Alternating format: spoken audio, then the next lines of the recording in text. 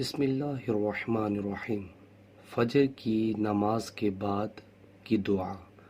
نبی اکرم صلی اللہ علیہ وسلم جب نماز فجر میں سلام پھیرتے تو یہ دعا پڑھتے: اللہم انی اسألک علما نافعا ورزقا طیبا وعملا متقبلا۔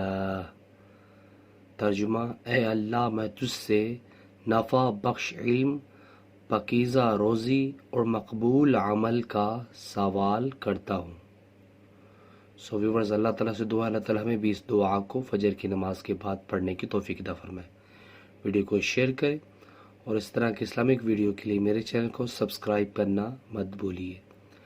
جزاک اللہ۔ السلام علیکم ورحمۃ اللہ وبرکاتہ۔